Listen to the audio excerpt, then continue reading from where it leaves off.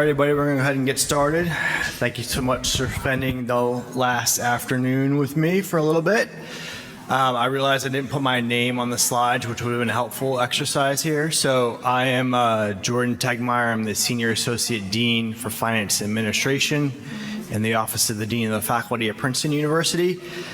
And the whole genesis of this presentation here today was some conversations with David and some other folks at Interfolio around sort of how we were thinking about our implementation and how we were managing sort of the change aspects of what was going on in our office more broadly than technology. So I want to walk you through sort of how we got to our Interfolio implementation and how we're thinking about it beyond. And then we'll do some deep dives into some of the different pieces of our process that have come about as part of this exercise. So today I just want to give you a background on sort of me, our office. We're rather unique in how we structure faculty affairs at Princeton. I'll talk a little bit about Princeton and then our roadmap for change, Project Seabiscuit, and I'll get into a little bit about why it's called Project Seabiscuit. And then we'll talk a little bit about our Interfolio implementation, some lessons learned, and then sort of what change is coming beyond this. This is actually going to roll right into an ERP implementation for us. And so I want to talk about how this is informing that implementation as well. And then just want to give a little background. So as Senior Associate Dean, I'm essentially the COO of the department. I kind of manage all the administrative pieces of it. So IT, finance, HR, facilities, all those different pieces. I've been in the role for about 4 years. It's a rather updated role from what it was in the past, having oversight on the administrative side of the house. I've been at Princeton for 14 years. I came up through the financial ranks and kind of got thrown into technology on the side a couple of different times. I did our previous ERP implementation at Princeton. I was part of that team. And then I'm sort of drawn to organizations going through a robust change, which is why I really enjoy this role and sort of what's going on here at Princeton at this moment in time. I'll talk a little bit about that, more that as well. So the Office of the Dean of the Faculty is actually the second oldest office on campus besides the President's office. So we're actually older than the Provost's office. So the Provost's office was born out of our office, which makes us rather unique in that regard. So we essentially serve as HR for about 3,000 what we call DOF appointees. And this is all of our faculty, researchers, sort of anyone that's not a staff or a student sort of falls under our purview, which is about 3,000 folks. And we are a small but mighty team of 30 folks who process thousands upon thousands of transactions a year. And so, yeah, so we're a very overworked group, as we like to say. Most of you have heard of Princeton in some way, shape, or form, but we are part of the Ivy League. We have no professional schools, no med school, no law school, no business school. We are very undergraduate focused, so we have about 5,500 undergraduate students and about 2,600 PhD students, very, very few masters, a couple hundred. So we are either educating undergraduates or the next generation of faculty is kind of how we see ourselves in that space. Yeah, so we'll get a little more into that. So I want to talk a little bit more about sort of our change journey from the past to the present to the future. So we actually just, me and a staff member, Shruti, had done this presentation for the provost and the EVP, who are relatively new to their roles, to talk a little bit about sort of our technology journey and how we've been thinking about these things, because we're at that crossroads of the FIS or Interfolio implementation and ERP, so we wanted to walk them through why we were doing these projects and how they were going to inform one another. So this actually goes back to, I said, Project Seabiscuit, which was named after the racehorse back in the day, and we're not quite sure why, because it predates my time in the office. I came in as they were giving the recommendations for that project. And that sort of informed a reorganization that we went through in 2022, 2023, which then borne out some process mapping and improvement exercises we were doing, and then concurrently running the Interfolio implementation. And then that's going to inform sort of our ERP implementation. So we sort of have a hard and fast deadline. We're in the middle of implementing Interfolio right now. We've got 2 modules in the books, RPT and Search. We're going to hopefully do FAR this summer, fingers crossed, as I look at my team here. And then lifecycle management right after that, because we have to be done by next May, because in July we're kicking off an ERP implementation. So we literally have a tight turnaround. I always joke that this whole process will be 10 years of my life from the time we started Interfolio to the time we finished ERP, which is a long time when I think about it. It makes me a little bit depressed to think about I'm spending 10 years of my life doing system implementations. So dig a little bit more into Project Seabiscuit here. So this was kind of a deeper dive into sort of organizational structure, process, people, all of those different things were kind of folded in here. It started out as sort of a process mapping exercise, like tell us what your busy process are, do some time allocation studies, and then it kind of got bigger and bigger and bigger and went on for years. And so this helped inform a lot of what we do right now, but I wanted to get into that. So as I said, this was kind of a roadmap for change for us. So this started out as sort of looking at operational efficiencies and starting to see how we can improve given all the transactions that flow through office. When I started, or when our dean started, he started a year before I did. I think there were only 17 staff members processing all these thousands of transactions every year, and so they were having high burnout and high turnover. And so we asked OIT, which is our Office of Technology, to come in and sort of look at us and to do an org review and figure out how we could do things a little differently. Again, starting from a technology lens, but kind of born out into other things from there.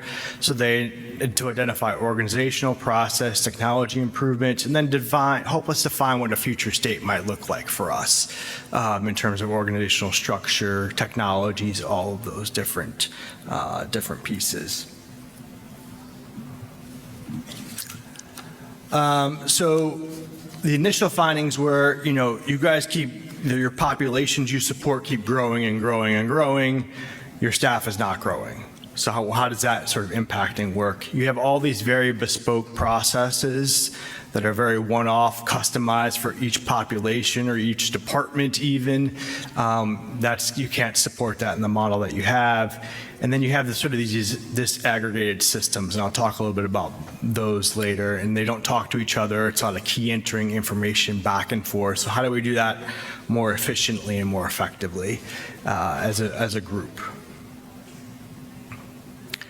So the outcomes of that basically fell into 3 buckets. It was like, what some organizational changes do we need to make? What process changes do we need to make? And then what technology changes we'll need to make? And so for us, that initiated a reorg in our department. We also brought in about 6 or 7 new roles to our department to sort of augment areas that we needed additional support or subject matter expertise in that we didn't have before. So that helped justify those cases for us.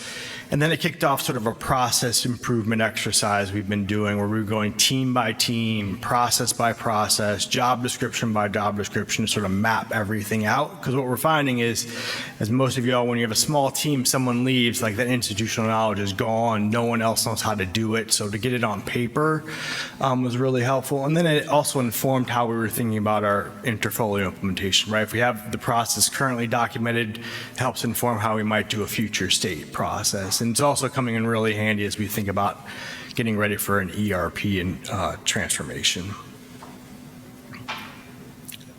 Oops.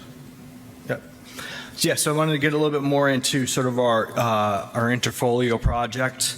And if you have questions, almost the entire project team here is with me in the front row, so they can answer any more detailed questions on that front. But this is kind of the tech piece of the puzzle for us. So for us, we wanted to sort of be a central hub of all of our academic administration. We wanted to be, robust, modern, all the things you've heard and why you're here at this conference, right, to learn more about how this works and create better use cases. So easy to use, easy to manage. I will say our initial adoption has been really, really strong. Shruti actually gave a presentation to the academic managers, which are chief administrative officers in each of the departments, about the project and what we were doing, and she got a standing ovation, which has never happened in that meeting before. And they actually get to the point now where they're like, hey, can you move that process to Interfolio and RPT? Like, it works so well. How about that other process? So our work list gets longer and longer because it's such a popular project, or a popular piece for us. That's not to say everyone on campus likes it, but the academic managers who do the majority of the processes love it. I see maybe a question. No? Okay. And then sort of one of the benefits for us and what really drew us to Interfolio and sort of what we're hoping and what we've been seeing out of this project so far is sort of streamlining of processes. A lot of our stuff was in email, PDF forms before this, people shipping things across campus to us. This has helped us streamline that, enhance our reporting capabilities, improve security and risk mediation, and improve the user experience. Like I said, they've been so excited about it, asking us to do more and more. One of the things that we thought a lot about is sort of how our project team was going to be structured and what we needed to be successful. I will say this is version 2.0. Version 1.0, we grossly underestimated sort of what we needed internally to support the project. And we spent a lot of time trying to build this out to be what we actually needed to support our implementation, given we're sort of the way Princeton is set up. And so this we've come to at this point is sort of has given us a good foundation from which to sort of exercise out and get sort of strong buy-in and keep the project moving forward. Because this is a major change exercise for Princeton that has sort of support all the way up to the president's office. They're all very excited about the ability to sort of gather this information, see information, do some reporting, and make decisions. So it's been really, really good from that perspective. So one of the things I'll talk about later on was like we created a pretty long runway here and sort of how we were thinking about the project. We try to give ourselves a lot of time to get through each module, work through the change management pieces, get a lot of buy-in from across campus in terms of how we're thinking about it. And like I said, you know, we got sort of, it was born out of Seabiscuit, right? We got approval, we kind of worked through everything. So this goes back to 2017 in terms of the genesis of this piece of it and sort of working way through. So about 10 years from the time we started the Seabiscuit project to the time we're done with this project to get everything through. So like I said, we've done academic appointments. Then we've added all these additional workflows from feedback from campus, from our own office about, oh, let's move this into Interfolio. We've finished academic search. We launched that in January. That's also gone really, really well. And we were really worried about that one because we were going from a custom solution that was built in-house for our people, for their needs. So to switch from that to this we were really worried about what that was going to be like. Again, it's been really, really smooth. People have been really, really happy with everything. So that's been a good one. And in the background, we've been working through FAR to try to get that all ready to go. That's been a lot harder of a lift for us, just given all the different pieces, the integrations with other systems across campus, how we wanted to configure it, given the very differences across departments in terms of how they want their CV set up and all that stuff. So that's taken a little bit longer. And then like the rest of you, I'm sure you're very excited about advanced forms. We have some time carved out to work on that when that comes to us in the new year. And then we're going to do life cycle management to kind of get everything. So we hope to have the whole robust suite of all the different packages. We also have Pure on campus through a different office. So we have another Interfolio / Elsevier product to help us support on that. This is one of the slides that we share across campus around sort of what each of the modules is, when we anticipate it'll become available to campus. And this is sort of shows sort of how we envision it impacting the different work areas, how we envision it impacting Princeton.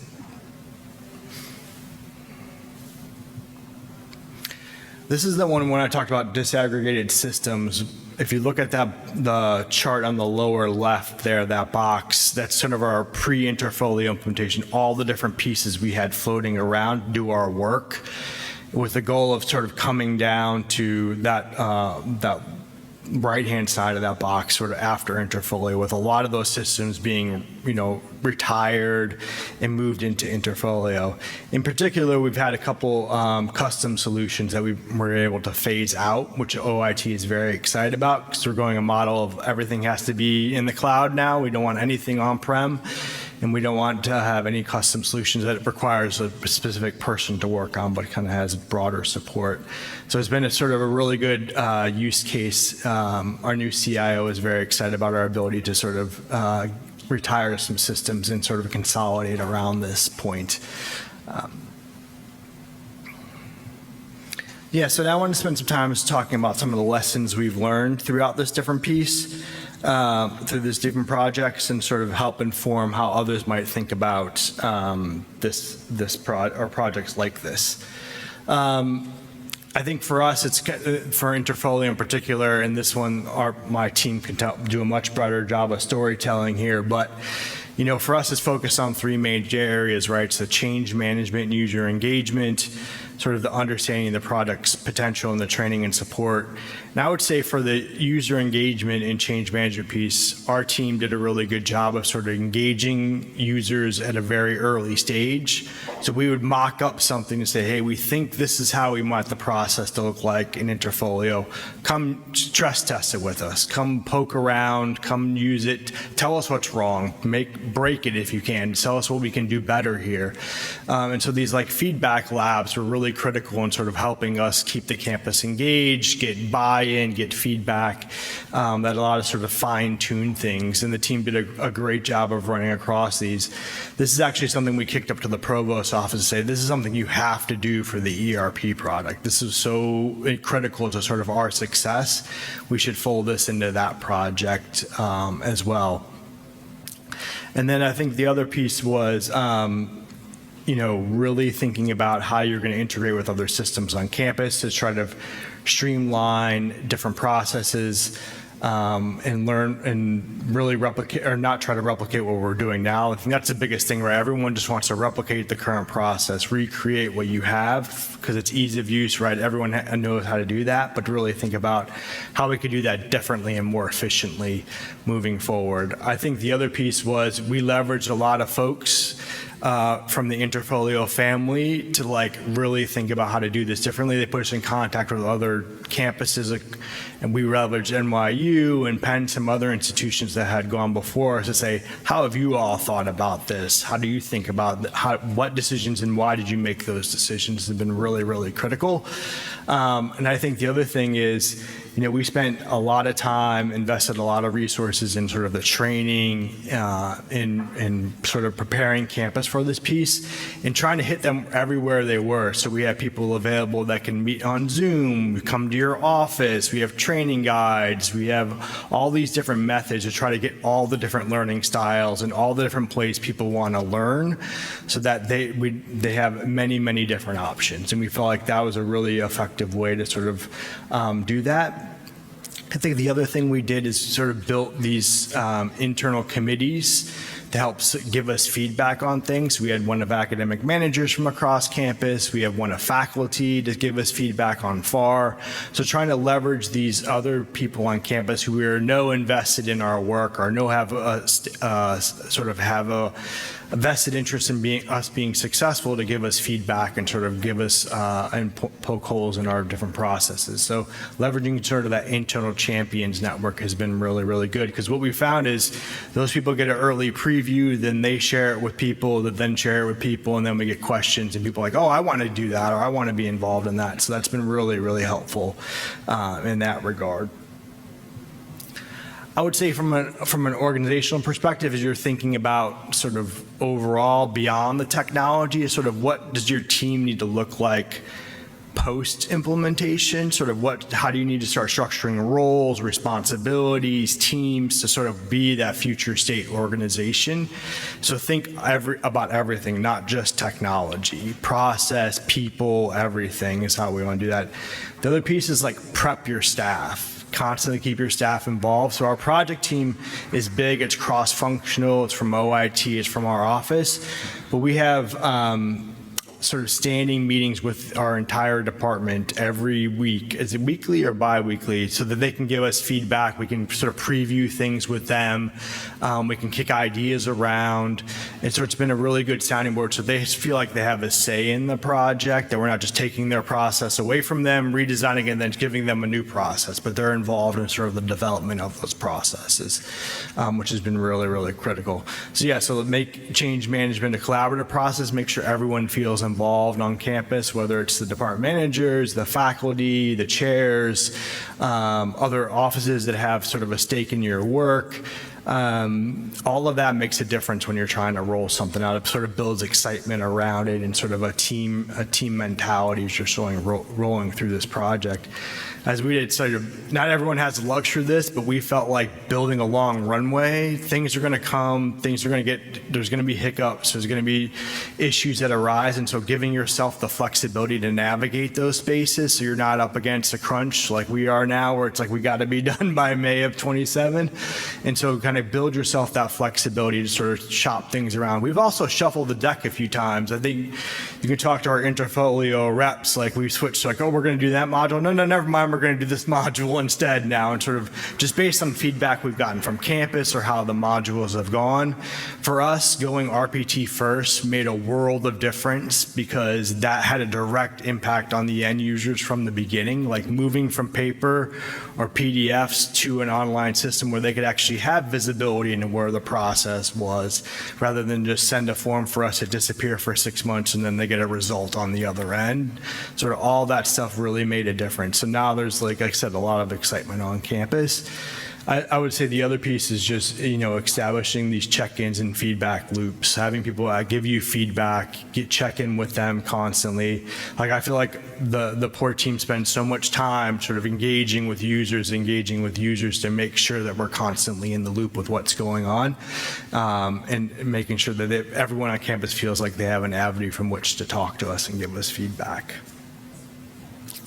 I would say, so my overall feedback, again, I think having leadership buy-in, like from the beginning, our dean has been very, very excited about it. He came in just as this was kicking off, and so has been very invested. He used Interfolio at NYU before he came to Princeton, and so he was like, I love that system. If that's the one you guys want to go with, I'm all in. And he's helped us sort of push that with like the president and the provost's office to the point where now everyone is like, oh, this is a game changer for us at Princeton, not just the office of the dean of the faculty.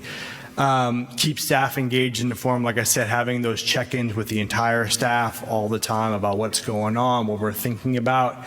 And even making some things optional. Say, hey, we're going to deep dive on this topic this week. These people need to be there. Anyone else who just wants to come listen and learn more, feel free to come. But these are the people that need to be there. Relying on key partners across campus. Make sure you're leveraging your network of people, right? We have all these different advisory groups, making sure we're leveraging them to get the word out, get feedback on, get the pulse on things. It's been really, really helpful. Be honest and transparent with folks. I mean, we had to say a couple of times, like, hey, we're going to start this. No, we're going to stop and we're going to do something else now, or we're going to change this process because the feedback you gave us was critical on that. Or we had this issue and now things are delayed. Like, just being honest and open about those different pieces. Maybe not every detail and honesty, but just enough so that they feel like they're informed about everything. I think the other thing that I've tried to press home with our group is, like, leverage this opportunity. Like, this is a major change on campus. Like, let's make sure we maximize this. This is going to be disruptive. It's going to be transformational, and people are going to be a little bit nervous, but this is your chance to sort of rethink how we do things. Like, it's not a chance to recreate, but just think differently and out of the box, especially as we're going into an ERP implementation. Like, how do we make sure we maximize it? Never again are we going to have this many resources dedicated to our office for a project. So make sure we take advantage of the opportunity and think just beyond the technology, but about process, people, structure, all of those different pieces.